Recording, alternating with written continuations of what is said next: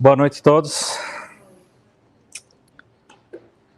Zambelli convidou para falar dentro dessa série na pandemia, e o nosso objetivo é falar sobre sofrimento na pandemia. E a gente sabe que sofrimento sempre perturbou o ser humano. Mas nos últimos 3 séculos, esse problema ele vem provocando um questionamento crescente a respeito da bondade de Deus e da própria existência de Deus. Terremotos, tsunamis, desastres naturais, atentados, guerras, torturas, doenças, acidentes, violência em todas as esferas, o sofrimento de crianças no meio disso tudo, e ainda mais como aconteceu esse ano, de tempos em tempos acontece aí uma pandemia que ceifa milhões de vidas.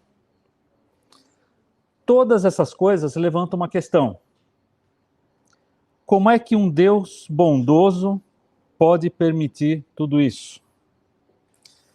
Então, quando o Zambelli me convidou para falar sobre essa questão do sofrimento, coincidiu porque foi um dos assuntos que nós trabalhamos, que nós abordamos lá na Quixaba esse ano, quando nós estudamos o livro de Jó. Aliás, foram 2 livros que nós estudamos lá na Quixaba, um esse ano, o livro de Jó, e o ano passado nós estudamos Eclesiastes. E esses 2 livros, eles me fizeram compreender melhor essa questão do sofrimento humano. É interessante que Jó é o livro mais antigo da Bíblia. E ele trata justamente sobre a questão do sofrimento. Já Eclesiastes, ele faz uma análise bastante crua e bastante ácida do porquê dessa vida face tantas injustiças, tantas desigualdades, ou seja, coisas que também acabam gerando sofrimento, tá? Sobre a questão, por que o justo sofre? Olha esse texto que o autor de Eclesiastes escreve. Eclesiastes capítulo 9, versículo 2. Assim, todos caminham rumo ao mesmo destino, tanto o justo quanto o ímpio, tanto o bom quanto o mal, o puro e o impuro, o que consagra sacrifícios e louvores e o que não os oferece. O que acontece com o homem bom ocorre também ao pecador. E o que faz juramento passa pelas mesmas circunstâncias que aquele que evita jurar. Ou seja, o que ele está escrevendo aqui, gente, é que todos terão o mesmo destino, seja bom ou seja mal. Todas as pessoas, seja puro, seja impuro, seja justo, seja injusto, todas as pessoas são passíveis de sofrer. Então, se você nasceu, respira, anda por essa terra, caminha por aqui, fique sabendo, você é passível de sofrer alguma coisa durante sua vida. Mas na nossa mente, no nosso senso de justiça, só quem é ruim deveria sofrer, não é isso? Quem é bom não devia sofrer, né? Não é assim que a gente pensa? Né? Só que quando a gente pensa assim, nós estamos indiretamente falando, Deus é injusto. Se você se acha uma pessoa boa, que não merece sofrer, e que Deus está sendo injusto com você porque você sofre, então deixa eu falar uma coisa, você é exatamente igual a Jó. Jó, no seu livro, ele se expõe, ele questiona Deus pelo seu sofrimento. Ele traz à tona velhas indagações dos homens. Por exemplo, um camarada chamado Epicuro, um filósofo lá, pouco antes da época de Cristo. Ele propõe um enigma que ele diz o seguinte: se Deus quer eliminar a dor e o sofrimento, mas não pode, então ele é fraco e inimigo. Se ele quer e pode, por que ele não faz? Por que ele não age? Agora, se ele não quer e nem pode, então por que nós devemos chamá-lo de Deus?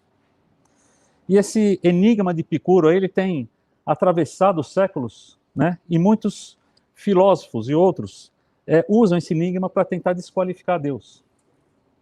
Mas a resposta a esse enigma, ela é muito fácil. Deus quer, Deus pode, e Ele vai acabar com todo o sofrimento. Todos nós passamos por provações e dificuldades em algum momento da nossa vida. Alguns com maior intensidade, outros com menor. Mas quando a gente pensa na sociedade humana como um todo, a sociedade humana sofre. E nós estamos inseridos nessa sociedade doente, essa sociedade padecente. Então, nós não podemos olhar só individualmente, mas nós temos que olhar coletivamente. O problema do ser humano é que o ser humano é extremamente individualista, extremamente egoísta, egocêntrico. O ser humano só olha para si. E é muito interessante que eu aprendi que quando nós analisamos o sofrimento de uma maneira coletiva, ou seja, olhando para a sociedade, os nossos questionamentos vão em uma direção. Mas quando a coisa acontece com a gente, aí é diferente. Enquanto você está vendo a desgraça só no jornal, que barbaridade, né? Agora, quando você sofre aquilo, será que eu cometi algum pecado? Será que Deus está me castigando? Será que Deus está sendo mal comigo por algum motivo? O que eu fiz para merecer isso? Muitos acreditam que Deus castiga, né? E é interessante que desde pequenininho as crianças ouvem isso, né? Olha, não faz isso que Deus castiga. Olha, Deus vai te castigar. Tem outras pessoas que questionam a bondade de Deus e falam, Deus me abandonou, Deus esqueceu de mim. Há quem acredite também, pessoal de uma linha mais pentecostal, que Deus jamais permitiria que uma pessoa justa sofresse. E eles acreditam que o cristão ele só sofre se ele cometeu algum pecado ou se ele de alguma forma der brecha para o inimigo, para o diabo, abrir a porta para o inimigo. Aí vai ter que exorcizar, vai ter que fazer sei lá o quê. Em João capítulo 16, versículo 33, Jesus fala o seguinte: eu disse essas coisas para que em mim vocês tenham paz. Nesse mundo vocês terão aflições. Contudo, eu tenho ânimo. Eu venci o mundo. Então, a Bíblia ela ensina claramente, primeiro, que nós passaremos por sofrimentos. Todos nós estamos sujeitos. Mas nós sabemos que Deus prometeu nunca nos desamparar, nunca nos abandonar. E mesmo que o nosso sofrimento seja consequência de alguma coisa errada que a gente fez, Deus ainda trata com a gente. E tem uma outra coisa que a Bíblia ensina claramente, é que Deus permite, sim, que pessoas justas sofram. Até Jesus sofreu injustamente. Com certeza Jesus não pecou. E ele é o nosso exemplo, o nosso referencial de resistência ao sofrimento. Em 1 Pedro, capítulo 2, versículo 20 a 23, o apóstolo diz o seguinte: pois que vantagem há em suportar açoites recebidos por terem cometido o mal? Mas se vocês suportam o sofrimento por terem feito o bem, isso é louvável diante de Deus. Para isso vocês foram chamados, pois também Cristo sofreu no lugar de vocês, deixando-lhes um exemplo, para que sigam seus passos. Ele não cometeu pecado algum, e engano nenhum foi encontrado em sua boca. Quando insultado, ele não revidava. Quando sofria, não fazia ameaças, mas ele entregava-se àquele que julga com justiça. Ou seja, Cristo sofreu, e ele deu o exemplo, e ele é o nosso referencial de modelo, força, entrega e fé diante do sofrimento. Deus nos prova a todos através de sofrimento. Ninguém está livre de passar por sofrimentos. Mas vamos dar uma olhada no caso de Jó, já que a gente vai falar um pouquinho de Jó.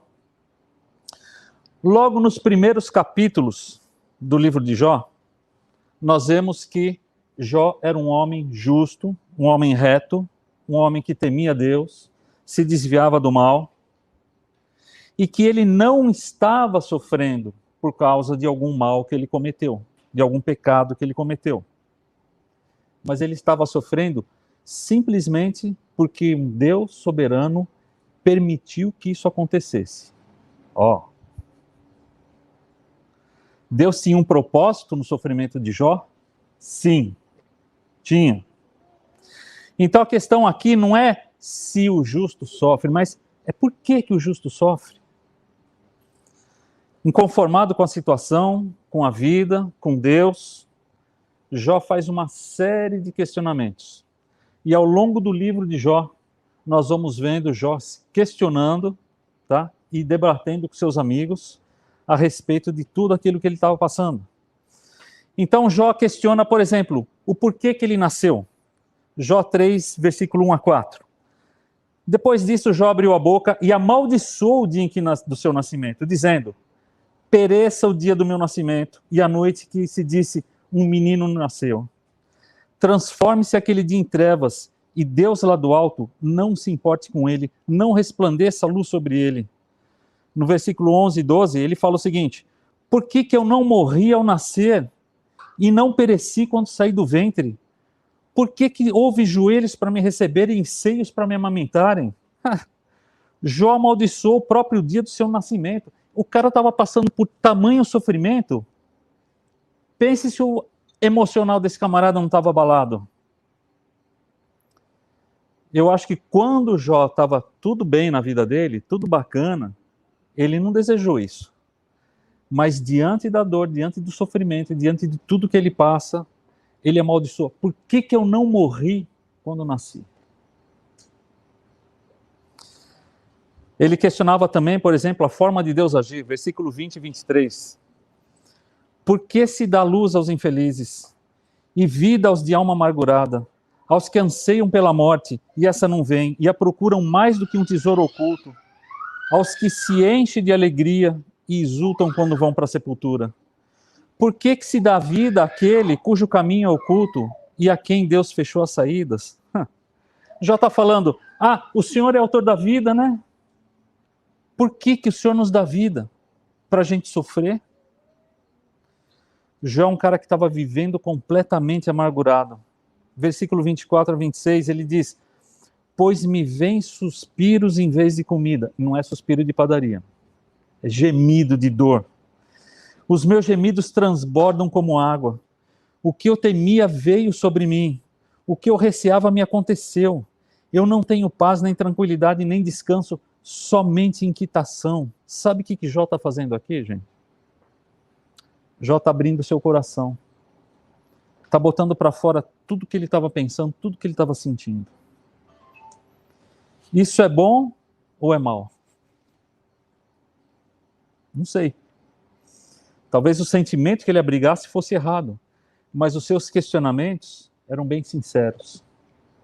Questionamentos de um homem passando por um profundo sofrimento, de quem perdeu família, perdeu filhos, perdeu seus bens, perdeu sua riqueza. Sofrimento de um homem buscando respostas. A dor faz a gente pensar, não é? E Jó estava aqui externando aquilo que ele estava pensando, que ele estava sentindo. Agora, a gente não pode confundir com praguejar, com murmurar, com blasfemar. O problema do sofrimento é uma das coisas que a gente aprende com Jó. Não é tão grave quanto a forma que algumas pessoas reagem ao sofrimento. Às vezes o problema não é o sofrimento em si, o problema é como nós reagimos diante do sofrimento. E aí então a partir daqui aparecem os 3 amigos de Jó: Elifaz, Bildade e Zofar. E os 3 amigos de Jó foram lá para consolá-lo. Só que eles começam a especular o que Jó estava passando. E é interessante, né, que quando você está passando por algum sofrimento, as pessoas, isso é normal, já começam a especular. Alguma coisa fez de errado. E esses 3 amigos estavam ali especulando o que estava acontecendo com o Jó, e os 3 estavam ali acusando o Jó. Jó, se você está sofrendo, velho, é porque você pecou. Alguma coisa você fez, Jó. Alguma coisa de errado você está escondendo. Jó, fala o que você fez de errado. E Jó não estava se sentindo nem um pouco consolado.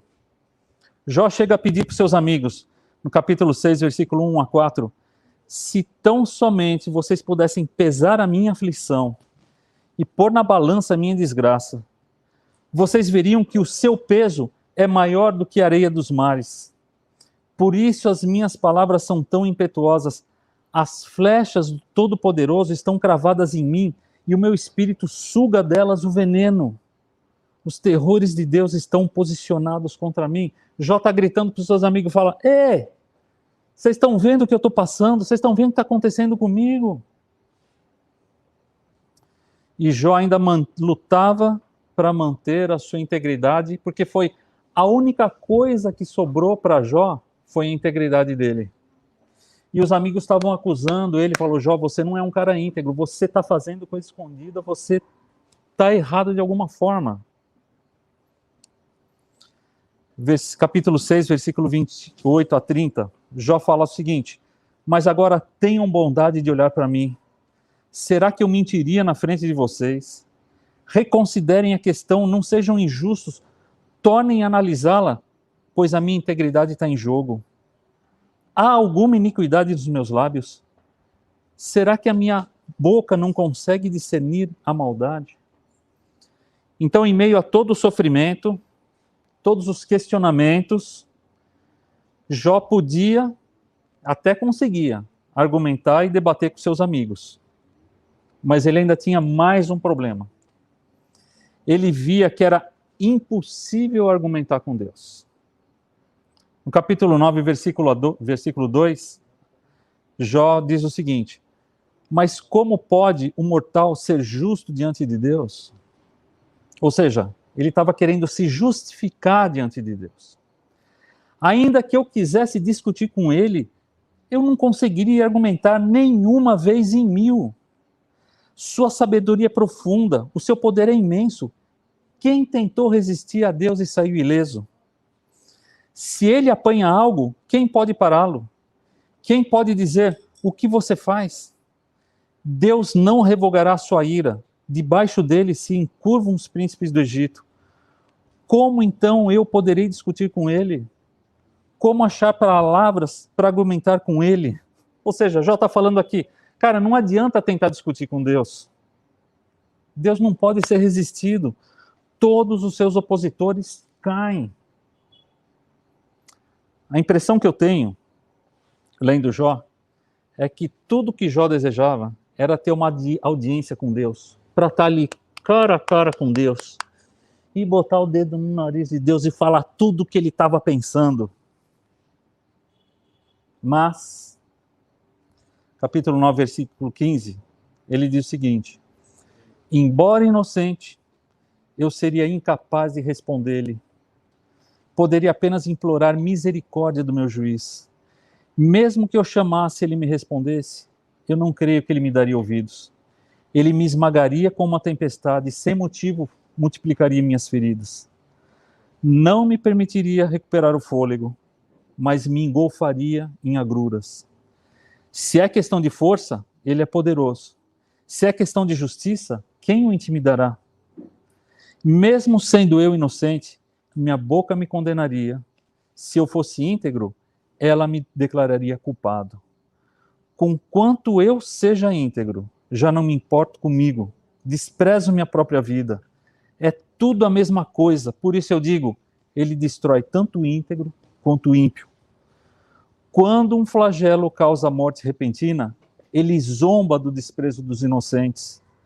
Quando um país cai na mão dos ímpios, ele vem dos olhos de seus juízes. Se não é ele, quem é então?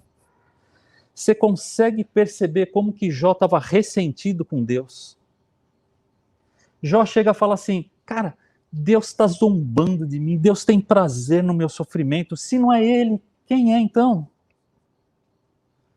Mas é interessante que, mesmo amargurado, mesmo com todos esses questionamentos, Jó não perdeu sua fé. Jó não estava com ódio de Deus, como a sua mulher, que no começo falou: Jó, amaldiçoa Deus e morre logo de uma vez, desgraça. Jó não estava com ódio de Deus, mas ele estava extremamente amargurado com Deus, porque Deus permitia ele passar por tudo aquilo. No capítulo 10, versículo 1 em diante, ele fala o seguinte: a minha vida só me dá desgosto. Por isso eu darei vazão à minha queixa e de alma amargurada eu me expressarei. Eu direi a Deus, não me condenes. Revela-me que acusações tem contra mim.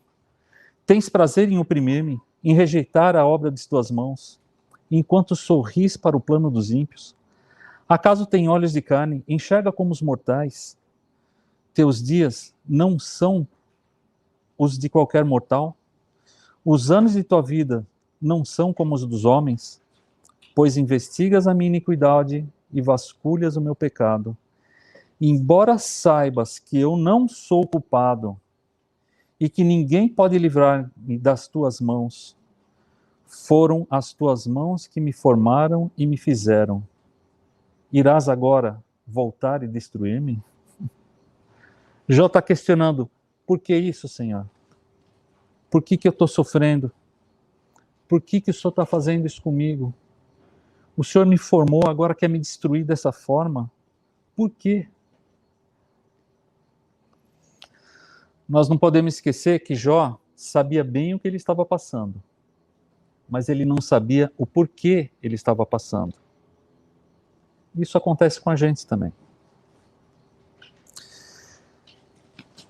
Depois que seus 3 velhos amigos desistem de discutir e argumentar com Jó, ele chega à conclusão que Jó era um velho cabeça dura, que nunca ia admitir que ele estava fazendo alguma coisa errada.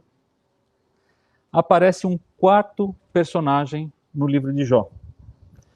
Um rapaz, um jovem, chamado Eliú. Mais novo e mais sábio. Ele ficou quieto por todo o tempo em que os amigos discutiram. Guardou silêncio. Só observou. Mas quando Eliú abre a boca, ele acerta na mosca. Ele vai com o dedo em cima da ferida de Jó.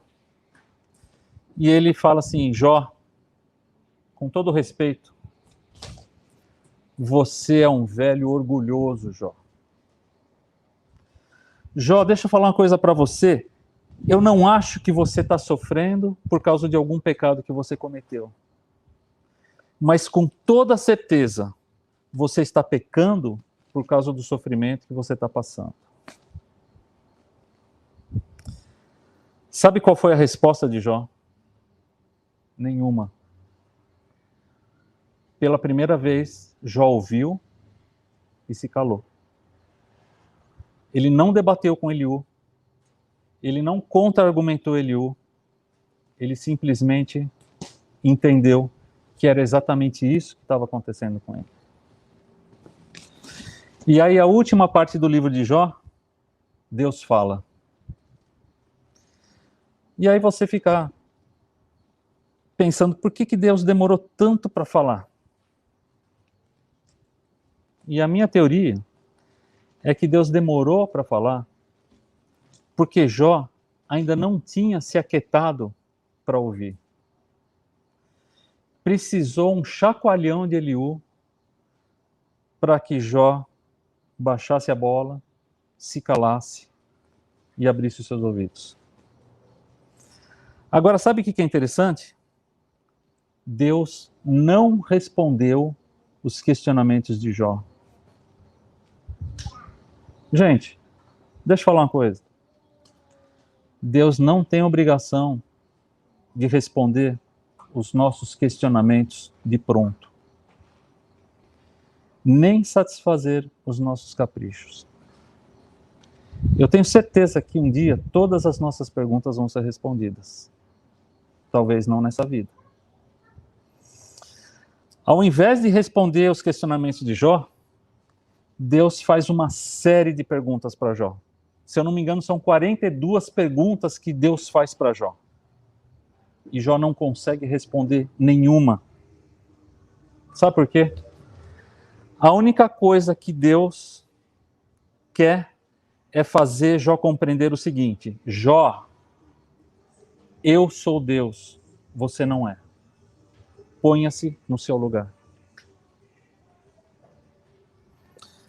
Eu entendo que, embora muitas vezes a gente questione, nós fazemos isso por causa da nossa ignorância, por não compreendermos a forma de Deus agir. E embora muitas vezes a gente não entenda, não compreenda a forma de Deus agir, existem algumas considerações que nós precisamos fazer. A primeira, Deus vê eternamente, enquanto nós só vemos temporariamente. Nós somos limitados, nós somos finitos, a nossa mente é limitada. A gente só consegue enxergar o aqui e o agora. Nós esquecemos facilmente as coisas que não aconteceram no passado.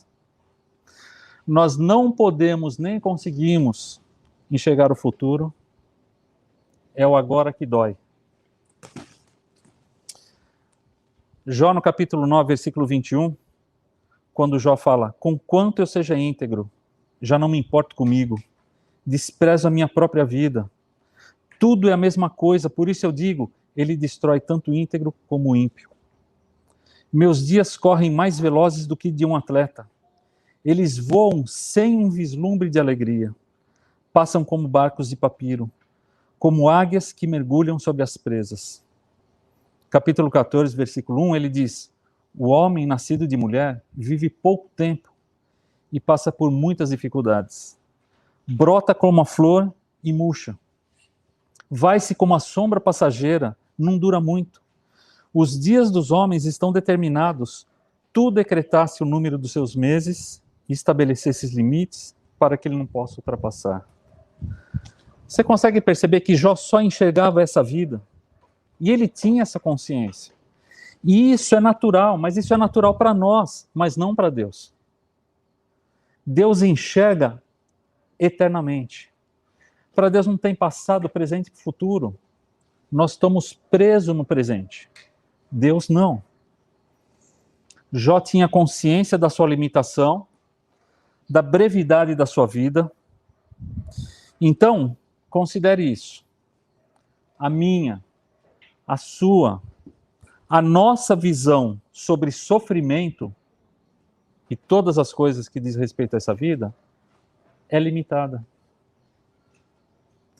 Nós podemos questionar Deus, podemos murmurar, podemos blasfemar, praguejar à vontade. Muitas perguntas não vão ter resposta e continuarão não tendo respostas. A menos que você comece a se desarmar para compreender a nossa limitação diante da grandeza e da soberania de Deus.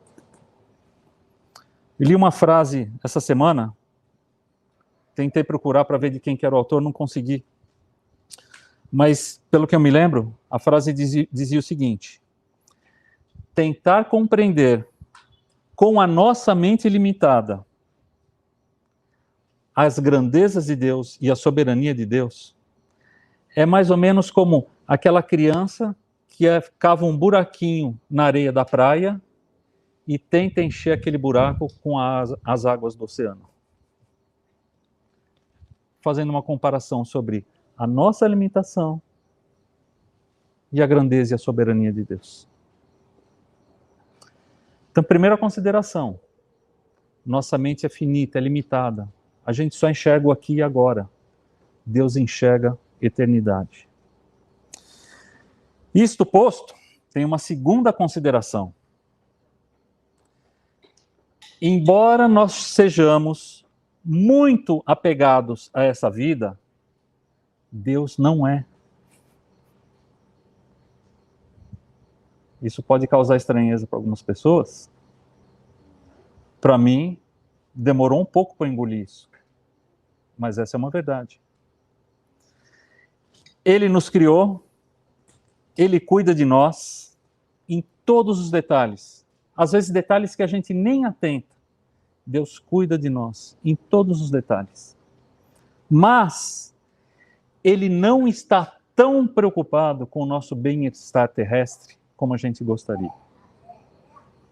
Deus está muito mais interessado com a nossa vida eterna. muito mais do que com essa vida. Essa vida é terrena. Como nós vimos no texto que Jó escreve, essa vida é comparada como a relva do campo. Uma florzinha de mato que hoje cresce e amanhã não existe mais. E é interessante, 5 vezes essa comparação aparece na Bíblia. Em Jó, em Salmos, em Isaías, 1 Pedro e em Tiago. 5 vezes aparece essa comparação. A nossa vida é como a relva do campo. A nossa vida é um vapor. Hoje nós estamos aqui, amanhã. O maior ato de amor de Deus é oferecer salvação aos homens, vida eterna aos homens. Não saúde, riqueza, diversão, bem-estar, bens materiais. Isso, para mim, isso explica, por exemplo, por que Deus permitiu que os apóstolos e os primeiros cristãos fossem martirizados e sofressem tanto. Isso explica para mim, por exemplo, por que Deus ainda permite que certos grupos continuem perseguindo, torturando, matando cristãos pelo mundo. Do ponto de vista terrestre, parece que Deus os abandonou. Mas do ponto de vista eterno, nós estamos seguros no braço do Senhor. Uma posição muito melhor do que os melhores desfrutam nessa terra. Filipenses capítulo 1, esse é outro livro que nós estamos estudando lá na Quixaba. Filipenses no capítulo 1, versículo 21 e 23, o apóstolo Paulo entendeu essa ideia. E ele escreve o seguinte: para mim, o viver é Cristo e o morrer é lucro. Partir e estar com Cristo, Paulo fala, é incomparavelmente melhor. O próprio apóstolo Paulo escreve aos Romanos, ele tem certeza que os sofrimentos dessa vida não são para se comparar com a glória que há de ser manifestada em nós. Gente, a visão de Deus a respeito das coisas dessa vida é muito diferente da nossa. Ele é o alfa, o ômega, o princípio, o fim, ele é eterno. Nós somos apegados a essa vida, nós somos tão apegados ao aqui e ao agora. Mas, gente, Deus não. E Ele quer que a gente abra o nosso entendimento. Paulo, quando fala, pense nas coisas do alto. Portanto, nós devemos buscar as coisas do alto. Terceira consideração. O sofrimento abre os nossos olhos para o fato de que nós somos dependentes de Deus. Jó capítulo 12, versículo 13 e 14, Jó diz o seguinte: Deus é quem tem sabedoria e poder, a Ele pertence o conselho e o entendimento. O que Ele derruba não se pode reconstruir.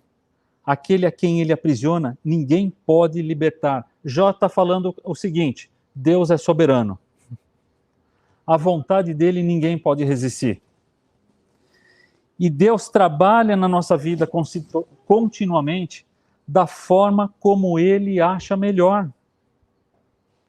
A princípio, parece que Jó compreendia isso. Lá em Jó, logo no começo, no capítulo 2, quando a sua mulher fala para ele, você ainda mantém a sua integridade, Jó? Amaldiçoe Deus e morra.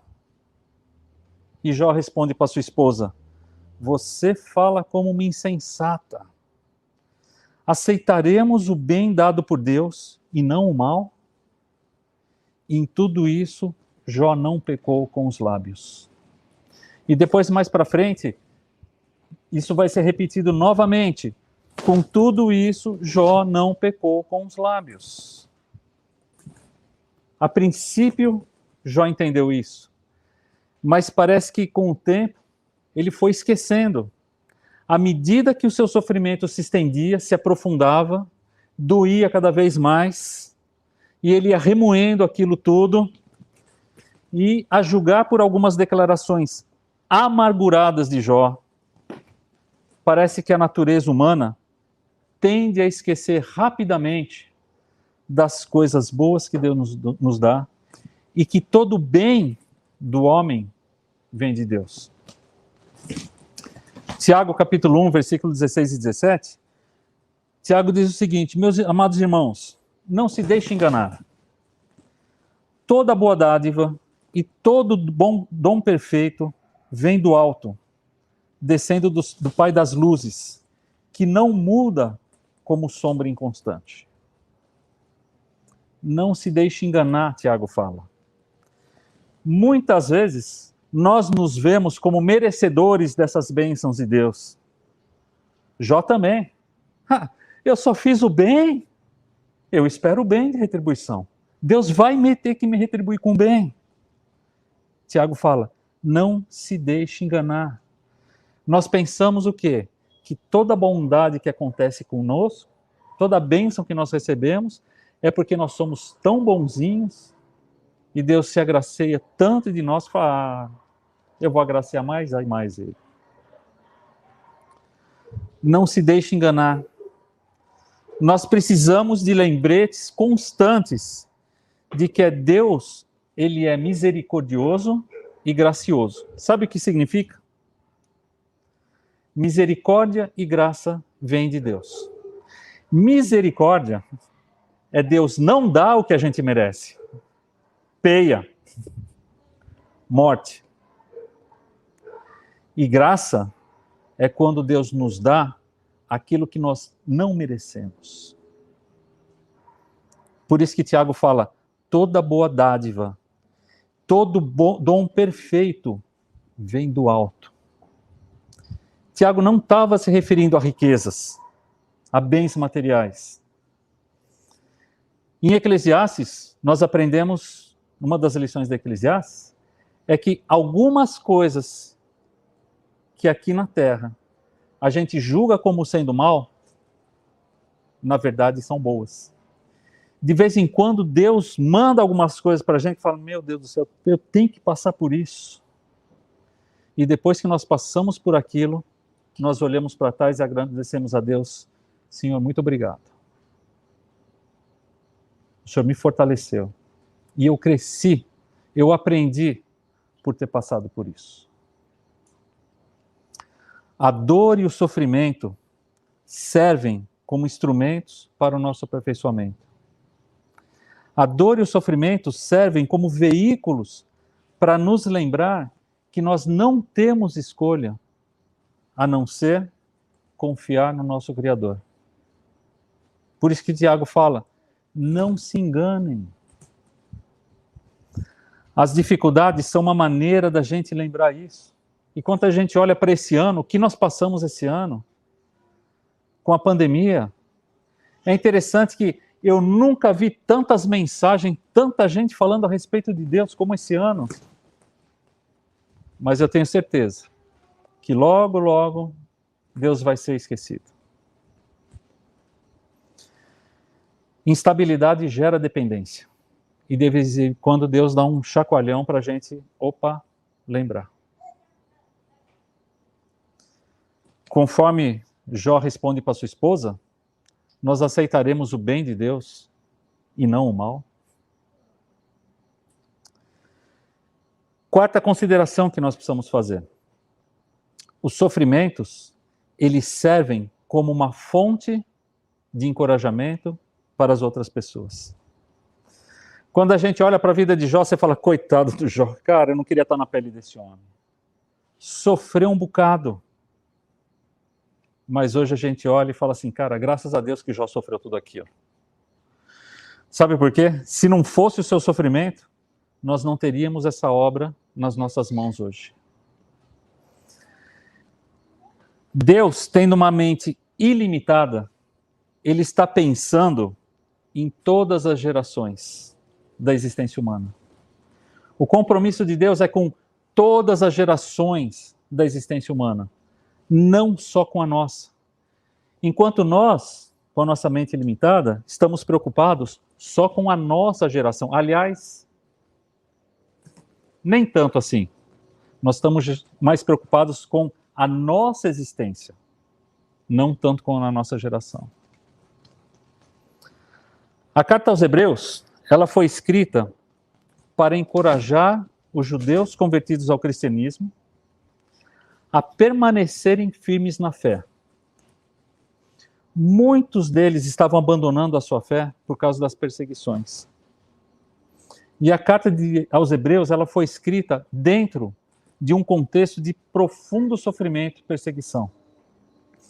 Hebreus capítulo 3, versículo 13, o escritor de Hebreus fala o seguinte: pelo contrário, encorajem-se uns aos outros todos os dias, durante o tempo que se chama hoje, de modo que nenhum de vocês seja endurecido pelo engano do pecado.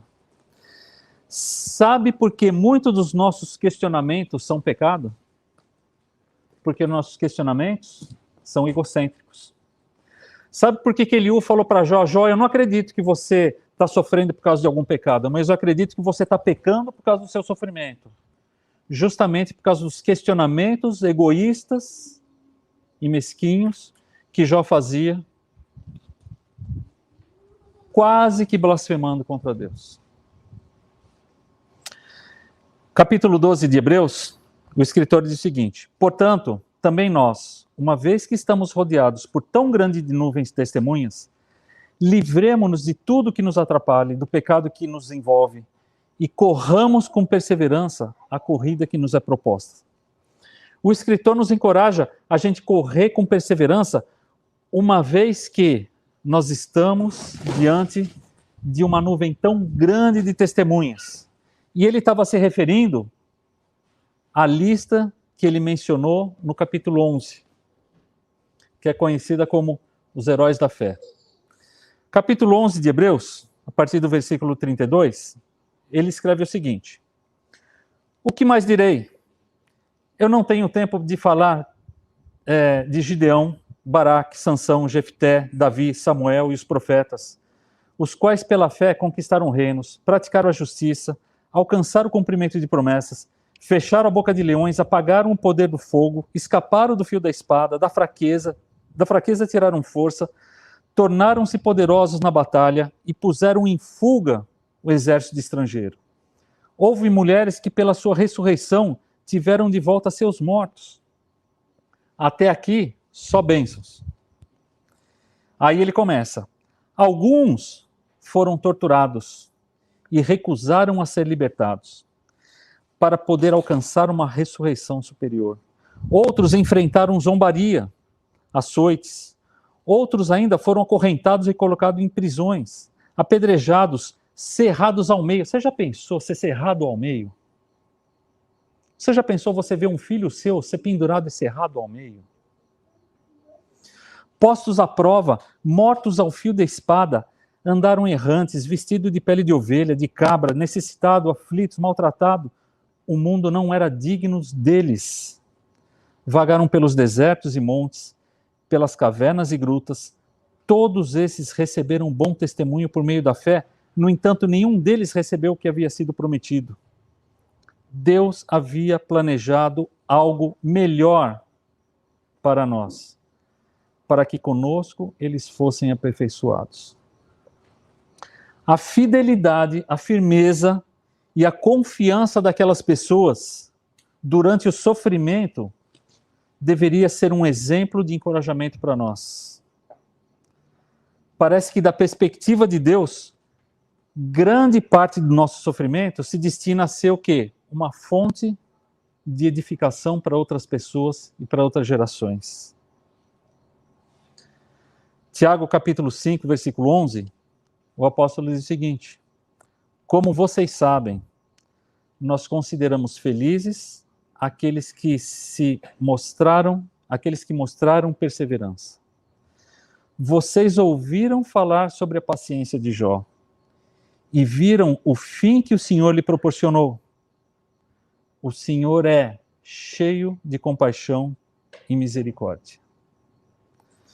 Por conta do que Jó sofreu, agora nós estamos sendo encorajados e fortalecidos por causa da sua perseverança.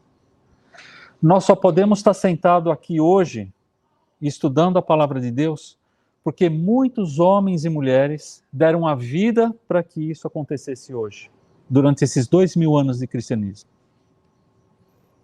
os nossos sofrimentos, eles podem ter efeitos semelhantes às futuras gerações. Diante disso tudo, qual deve ser a nossa reação diante do sofrimento? Nossa reação diante do sofrimento não pode ser de forma alguma de indignação, de revolta, de queixa, de amargura, de ressentimento.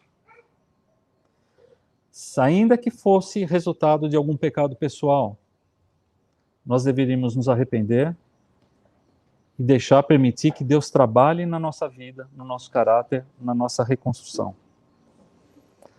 Caso contrário, a nossa oração diante do sofrimento deveria ser apenas uma: Senhor, se possível, afasta de mim esse cálice, mas que seja feita a tua vontade. Diante de uma oração dessa, eu penso que Deus responderia o seguinte: a minha graça vai se manifestar na sua vida.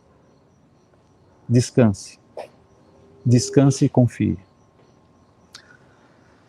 Eu queria passar um vídeo, testemunha de uma pessoa lá da Quixaba, que diante de toda essa pandemia, diante de tudo isso, no começo do ano, ela recebeu um diagnóstico de câncer de mama. Junto com a pandemia, e nós acompanhamos o ano todo. Ela ainda sofreu, né? E eu vou deixar ela falar. Olá, meu nome é Tassiana, eu moro no povoado Quixaba. Esse ano de 2020 está sendo um ano de muitas tribulações para muitas pessoas por conta da pandemia. Mas para mim esse ano está sendo um ano de muita gratidão a Deus. Eu agradeço a Ele por estar passando por 2020 mais fortalecida a cada dia. No dia 6 de março eu tive um diagnóstico de câncer de mama. Mas antes de tudo isso, a gente vinha fazendo estudo, né? A gente fazia estudo bíblico e antes do diagnóstico estávamos estudando sobre Jó, falando sobre sofrimento. E eu não tenho dúvida que todos esses estudos que a gente fez, tudo isso influenciou muito na minha descoberta da doença. Isso fez toda a diferença na minha vida, até porque Deus, ele não disse pra gente que não ia termos momentos de tribulações. Muito pelo contrário. Todos nós sabemos que os momentos difíceis existem, mas é possível passar por eles de forma leve. Eu digo por experiência própria. Eu estou conseguindo passar pelo câncer de uma forma totalmente diferente, inexplicável. E tudo isso eu devo aos estudos que a gente tem feito. Isso tem feito muita diferença na minha vida. Sempre quando eu ia trabalhar, antes de descobrir o câncer, eu pedia ao Senhor, durante o trajeto, eu pedia: Senhor, me faz uma pessoa melhor, me enche do Espírito Santo, entra na minha vida, faz morada no meu coração. Tudo isso eu sempre vinha pedindo a Deus. E hoje eu consigo enxergar tudo isso. Mesmo passando pela dificuldade que é passar com um diagnóstico desse, eu consigo ver a luz, eu consigo enxergar o que há de melhor em passar por momentos difíceis. E tudo isso eu devo aos estudos que a gente tem feito. É muito diferente você saber que mesmo ali, naquela dificuldade toda, Deus ele tá te levantando, Ele tá te levando. Ele não solta a sua mão, Ele está ali com você. Então, por tudo isso, eu dou graças a Deus, eu agradeço a Ele por esse ano de 2020. Eu vou estar vibrando, né? Que eu vejo muita gente falando aí, eu não quero ver ninguém vibrando por esse ano de 2020, pois eu vou estar vibrando sim. Eu vou estar agradecendo a Deus pelo ano de 2020, porque Ele está me fazendo uma pessoa melhor, Ele está me fazendo uma pessoa mais humilde. E por tudo isso eu dou graças a Ele.